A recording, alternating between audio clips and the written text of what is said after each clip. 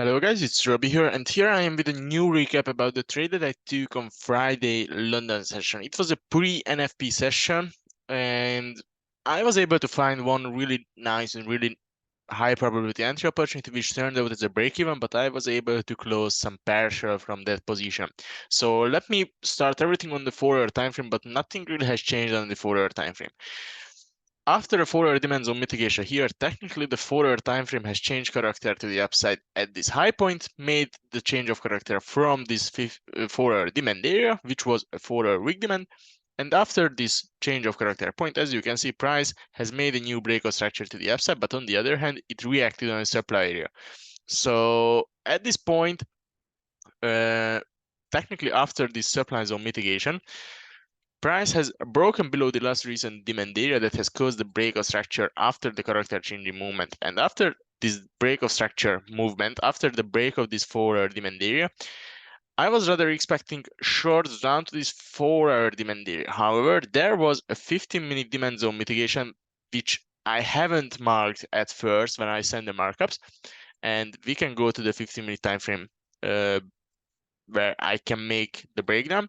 So at first, I haven't marked this 15-minute demand area on the markups, and I have sent an update about it because session has started with this candle, but when I have made the markups, price was somewhere around here and price was just reacted on something. And when I saw this really nice and huge reaction, I have marked this for 15-minute demand out, and I have seen that price has swept really nice amount of liquidity into it. And after this 15-minute demand zone mitigation, technically the 15-minute has changed character to the upside. So after this 15-minute character changing movement, I was looking for longs. And also there was one more indicator for me, which has told me to look for longs. After this 15-minute supply zone mitigation, price reacted with a really weak reaction. It wasn't that inefficient. It wasn't that strong reaction after this 15-minute supply zone mitigation. And the reason why I marked this 15-minute supply, because it was the last recent inefficient area just above this literally perfect double tops liquidity. And that was the reason why I was expecting a reaction on it. And as you can see, it happened. So 15 minutes has wigged above a little bit, but at this point during session, I considered this full zone mitigation, even though it wigged above a little bit of the higher time frame area. I considered this full zone mitigation as double tops, and even though it technically made the change of character on the 1-minute time frame, and there was a potential entry opportunity, but for me it was a sell trap type 3, so I wanted to see liquidity creation for it or a sweep of this liquidity, and after the sweep I would look for another change of character, but I will show that on the 1-minute time frame. So this full zone mitigation on the supply area was a liquidity creation for me for future longs, and as you can see, I was targeting the previous 15-minute high. So after this 15-minute change of character, after the break of the last recent supply area that has caused the liquidity sweep, caused the break of structure to the downside, 15-minute has changed character, and price left behind a really nice extreme 15-minute demand. This was the extreme which has initiated the character changing movement, and also I was able to find another demand area, which was this 15-minute weak demand. This 15-minute weak demand has initiated really nice volume candles that has caused the liquidity sweep, and also technically caused the break of structure here. There was a small break of structure. It was a much clearer on the 5-minute time frame, but this was the pullback, and after this pullback the break of structure happened. Let me show you that on the 5-minute time frame. So on the 5-minute time frame, you can see that technically with this high, price has printed more liquidity on the table, and after this reaction the break of structure has happened. Technically we could find a 5-minute demand here too, but it was clearer for me on the 15-minute time frame, and that's why I have marked this 15-minute demand out, 15-minute weak demand out. So let's take a look on the 1-minute time frame. So after this 15-minute supply zone mitigation, as I explained it, for me this full zone mitigation was liquidity creation for future long movement. And technically price has changed character here to the downside and left behind a potential entry POI right here. This wasn't that reaction that I'm really looking for in order to enter, even though a change of character has happened. It wasn't that really V-shape, it wasn't that really strong reaction. And also look at this reaction that has happened after this full zone mitigation. This was just a really nice and technically perfect liquidity creation, corrective pullback down to the 15-minute weak demand area. And after this 15-minute weak demand mitigation, price has technically changed character here to the upside. There was a breakout structure, there was another breakout structure, but I wanted to see the failure of this supply area, which did happen, as you can see, with really nice volume candles.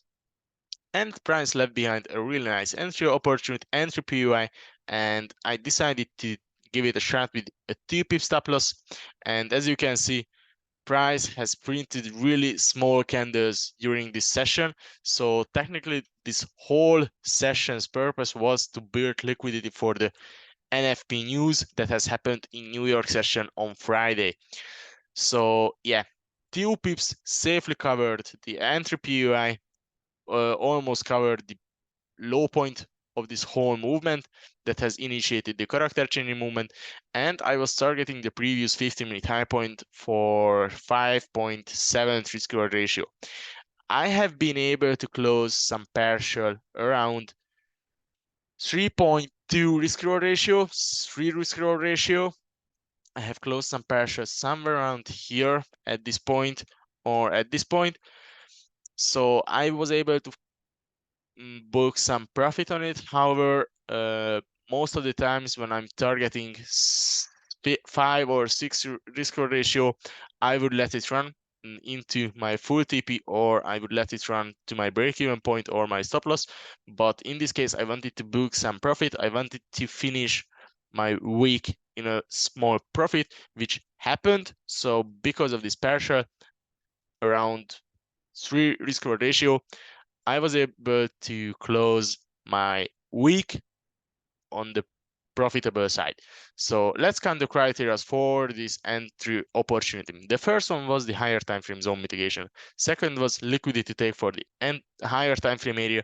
There was some liquidity creation, almost perfect double bottoms, and also without higher time frame zone mitigation, price has changed character here to the upside and left behind a potential sell buy trap right here. So this was another liquidity take for the higher time frame area. There was really nice inefficiency for the entry POI, and technically we were in a pro order flow.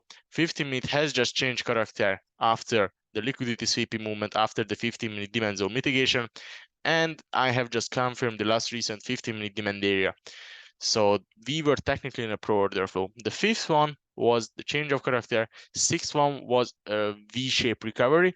I haven't counted as a V-shaped recovery because it wasn't that strong reaction, as you can see. So I haven't counted the V-shaped recovery, but even though it wasn't technically 50% mitigation on the higher time frame area, it was a 45% mitigation, and I did count this one as a 50% mitigation. So I had 50% mitigation in this case, and there was really nice liquidity target on the upside.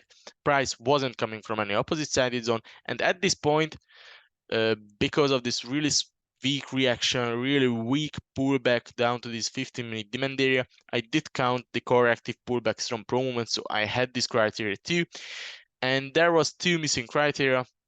So the first missing criteria was the V-shaped recovery. The second missing criteria was the combined liquidation. So I had 9 criteria for this entry opportunity. I decided to give it a shot, and as you can see, it turned out pretty well. Unfortunately, it wasn't able to hit my original TP level, and just at the end of the session, just before the end of the session, it hit my break-even point too, but I was able to book some partial around 3 risk reward ratio. So yeah, that's all guys. I really hope you can grab some value from this recap, and I want to wish all of you a really nice rest of the weekend, a really nice Saturday night, and see you guys tomorrow in the backtesting webinar. Take care.